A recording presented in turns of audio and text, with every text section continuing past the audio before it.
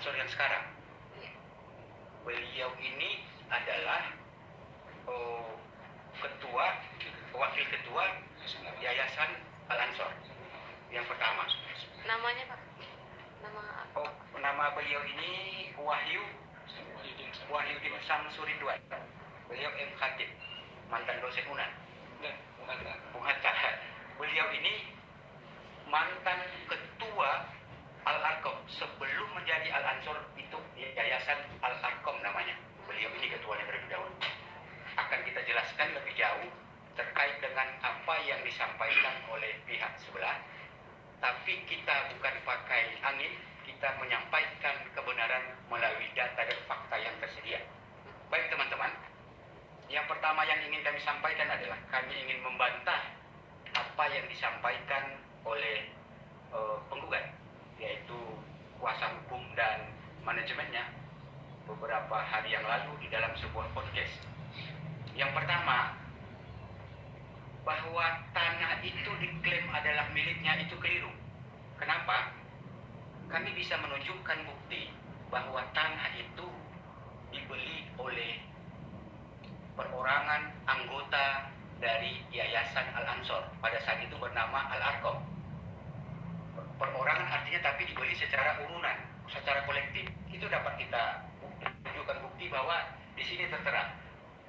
Ini notaris Malaysia, di sini disebutkan bahwa yang melakukan pembayaran itu adalah Tuan Firdaus.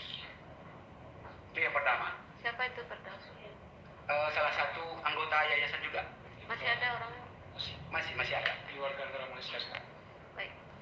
Yang kedua, ketika ditanya di dalam podcast itu, yang bertanya itu Atta kepada pengacaranya, kita ada bukti apa? Kan begitu. Lalu pengacaranya menjawab, kita punya bukti banyak. Salah satunya adalah katanya putusan yang telah ingkrah yang berkekuatan hukum tetap. Jadi perlu teman-teman ketahui, dalam sebuah sengketa atau perkara, apabila telah dinyatakan ingkrah oleh pengadilan, maka upaya lebih lanjut adalah tanah itu akan diambil secara paksa. Kalau memang sudah ingkrah, melalui apa? Melalui tangan pengadilan. Dengan cara apa? Dengan cara memohonkan untuk eksekusi. Pertanyaannya adalah, kenapa justru dia menggugat? Kan begitu, ini penyesatan informasi. Beliau ini harus kami luruskan. Kalau benar dia adalah pemilik tanah itu dan sudah dinyatakan ingkrah oleh pengadilan, semestinya dia melakukan permohonan eksekusi dong untuk mengambil tanah itu. Tapi nyatanya apa? Justru beliau menggugat. Ini apa namanya? Kan begitu. Nah, lalu selanjutnya beliau ini coba menyenggol kita ya di menit ke-23. Beliau mengatakan saya tidak mengedukasi atau justru menyesatkan klien saya. Jadi ini sangat keliru. Kalau memang benar tanah itu dibeli, pertanyaannya adalah dibelinya dari siapa? Dibelinya kapan? Kan begitu, dibayarnya dengan cara apa? Nah, kita mampu menunjukkan dibelinya oleh kita, dibayarnya kapan, kita bisa menunjukkan. Lebih lanjut dia mengatakan bahwa di dalam putusan, saya ingin menyampaikan kepada beliau itu, tunjukkan kepada kami amar, tidak diksi di dalam amar yang mengatakan bahwa pemilik tanah adalah Halilintar Anupial Asmid. Karena kami tidak menemukan di dalam amar itu. Justru yang ada adalah di dalam salinan putusan ini. Saya bacakan kepada teman-teman. Ini putusan yang kapan, Pak? Perkara terdahulu. Di tingkat pertama, kami menang. Di tingkat kedua, kami juga dimenangkan. Nah, saya kasihan melihat pengacaranya mereka itu. Beliau itu tidak mengetahui proses perkara ini dengan komprehensif. Beliau itu masuknya di tengah jalan, sehingga beliau memaksakan diri untuk menyampaikan sesuatu yang beliau tidak ketahui. Justru di dalam amar ini yang kita dimenangkan menyatakan penggugat selaku pemilik sah. Pada saat itu kita menggugat, menyatakan penggugat selaku pemilik sah yang berhak atas sebidang tanah. Itu yang menjadi objek cerita sekarang. Di tingkat banding kita justru dikuatkan oleh pengadilan tinggi. Nah, di tingkat kasasi kita memang dikalahkan. Begitu juga di tingkat peninjauan kembali. Pertanyaannya, beliau itu tidak mampu memahami atau memaknai putusan dari peninjauan kembali yang katanya sudah inkrah itu. Kembali kepada pernyataan saya di awal, kalau memang benar putusan itu sudah inkrah, kenapa tidak dilakukan upaya permohonan eksekusi terhadap tanah itu? Itu logikanya, logika hukumnya seperti itu. Jadi jangan menggiring opini ini seolah-olah mereka ini terzolimi. Mohon maaf, kami ini menduga ini ada penggiringan opini seolah-olah ini menjadi playing victim. Mereka seolah-olah korban, tapi justru adalah pelaku. Saya masih berharap mereka itu mau menerima kebenaran ini. Kenapa? Di dalam Islam itu, saya sampaikan, orang yang sombong itu ada dua cirinya. Yang pertama, menolak kebenaran, dan yang kedua, merendahkan orang lain. Setelah kita sampaikan kebenaran, mereka tidak terima. Malah di dalam podcast itu justru merendahkan kita, terutama kami sebagai penasihat hukumnya, dengan mengatakan kami menyesatkan klien kami. Itu tidak betul. Makanya saya berpesan kepada beliau, berilah advice kepada kliennya, justru berangkat dari nilai-nilai kebenaran, tidak lain dari yang sebenarnya. Maka dari kebenaran itu akan lahirlah keadilan yang lepas dari hukum. Bukan sesuatu yang kita tidak mengerti, tapi kita sampaikan menurut persepsi kita, bukan berdasarkan fakta atau kebenaran yang ada. Selanjutnya, beliau mengatakan bahwa tanah yayasan itu, kalau memang itu benar milik yayasan, harusnya di SHGB dong katanya. Lalu atau hak guna pakai. Di mana aturan tertulis yang menyatakan aset yayasan harus bernama yayasan? Bisa saja yayasan membuat itu nama pribadi. Toh tanah itu juga digunakan untuk kepentingan sosial keagamaan yang dinaungi oleh yayasan. Lebih lanjut, saya ingin menerangkan juga sekaligus membantah bahwa beliau mengatakan ketika Atta bertanya dalam podcast itu, Pak Halilintar ada bukti apa? Itu yang pertama. Lalu beliau hanya menyebutkan satu saja, ini sudah inkrah, sudah berkekuatan hukum tetap. Pertanyaannya kembali seperti yang saya katakan, kalau memang sudah berkekuatan hukum tetap, tanah itu akan bisa diambil paksa melalui tangan pengadilan dengan jalur upaya permohonan untuk eksekusi. Itu yang pertama. Ketika ditanya apakah pernah datang ke lokasi, beliau menjawabnya, oh iya, sudah datang ke lokasi dan mengatakan bahwa tanah itu tertutup. Saya jawab tidak. Tanah itu terbuka, bisa diakses oleh siapapun. Bahkan salah satu pengurus yayasan yang ada di Pekanbaru itu menjadi ketua RT yang ada di sana. Artinya apa? Tanah itu terbuka. Tanah itu bisa dimiliki atau masyarakat boleh mengakses karena di sana ada masjid terbuka untuk umum, begitu ya. Sekolah juga di sana terbuka untuk umum. Jadi keliru kalau dikatakan tanah itu tertutup, tidak bisa diakses. Nanti lebih lanjut, mantan ketua yayasan dan pengurus yayasan yang baru, ketua yayasan baru akan menjelaskan silsilah tanah itu, bagaimana cara proses pembelian dan pemanfaatannya. Saya juga ingin mengatakan bahwa membantah apa yang disampaikan. Beliau itu sengaja, kami menduga sengaja untuk menggiring opini yang justru menyesatkan, yang tidak memberikan edukasi kepada masyarakat. Yang pertama, pada saat sidang 7 Maret yang lalu, itu justru pengadilan melalui hakim mediator menolak untuk diadakan mediasi. Kenapa? Halilintar Aniopel Asmid selaku penggugat justru tidak mau hadir setelah dipanggil secara patut. Kemarin beliau mengatakan bahwa hasil mediasi ini dan ini. Bohong, itu tidak ada. Justru penggugat dinyatakan tidak beritikat baik. Itu hakim mediator yang mengatakan tidak beritikat baik karena dipanggil secara patut tidak mau hadir. Karena itu perintah peraturan Mahkamah Agung nomor 1 tahun 2016. Penggugat atau prinsipal wajib hadir di dalam proses upaya mediasi. Nah,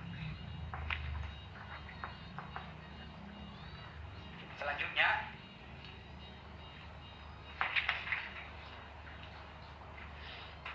saya beri kesempatan kepada pertama Pak M dulu ya untuk menjelaskan apa dan siapa ini Halilintar. Baik, terima kasih. Mungkin dilanjutkan oleh Pak M. Bang, sorry Pak, maaf, ada handphone nggak tadi di depan yang bergetar Bang? Masuk ke... Oh gitu ya? Iya, maaf ya Bang. Sorry. Bentar Pak, maaf, ada satu lagi yang baru datang.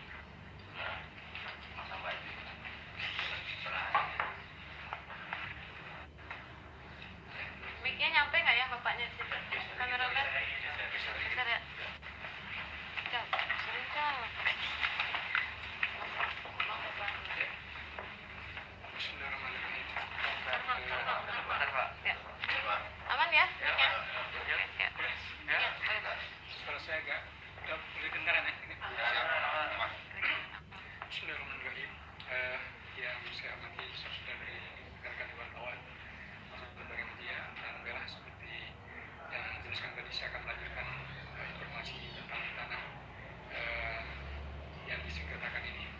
Dan sebelumnya saya akan menjelaskan dulu tentang hubungan antara saya dengan Pak Halilintar ini sebelumnya. Jadi harus diketahui saya ini adalah orang kanannya dulu. Pak Halilintar ini gambarnya cukup. Ini tim kepemimpinan yayasan waktu itu beliau yang Agak dinaikin sedikit Pak. ya beliau ada tengahnya pakai jas putih, Pak, saya apa ya? pakai lingkaran hijau. Nah saya dan sebelahnya itu Dr. Brahman yang pakai merah yang menerima pernah tahun 2005 dari beliau untuk nama tanah tersebut setelah beliau jadi. Kemudian juga saya termasuk tim yang selalu dibawa kemana-mana lah karena program kanannya kan ini di Al-Aqsa. Ya, saya juga bersama dengan ini dia ada pulang lagi kerja dan saya dan juga salah satunya lagi ini di menziarahi makam Sayyidina Umar bin Abdul Aziz menjadi pertama di Syria. Ini juga sering beliau dan dalam keadaan ini Torik Halilintar yang sedang menjadi artis di dalam keadaan Masih bayi ya, Torik? masih bayi di tahun 2000 Di mana itu Pak? di Syria.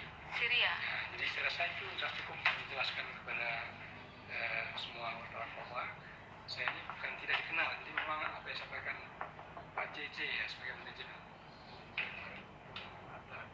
ada oknum yang datang fungsi Hasan minta tanda tangan balik tertentu menggunakan nama tanah yang dia tak dikenali. Itu saya yang maksud. Saya datang pada tahun 2012 ke rumah beliau bersama dengan dua orang ibu, Dr. Nina namanya, istri Dr. Brahma, dan setelah itu urusan kepada Halilintar. Tapi saya diusir. Nah, jadi mediasi itu saya keluarkan sudah kita coba. Tahun berapa Pak? 2015. Yang musir siapa Pak? Iya, adiknya. Adiknya. Karena kan dia lantai 2, saya di bawah. Berarti belum sempat ketemu Pak anak Dan beliau. sempat. Jadi kalau dikenal, karena saya dikenal makanya dia usia pula dikenal apa begitu. Nah, jadi itu. Kemudian setelah lagi juga beliau mengatakan kan melalui Pak JJ juga bahwa dia beli tanah itu 2003. Setelah itu dia tak mau tahu dan serahkan dengan yayasan untuk pendidikan dan sosial. Dia teman-teman dari ini gambarnya juga memperlihatkan bahwa dia pernah bersama-sama dengan saya dan Dr. Brahma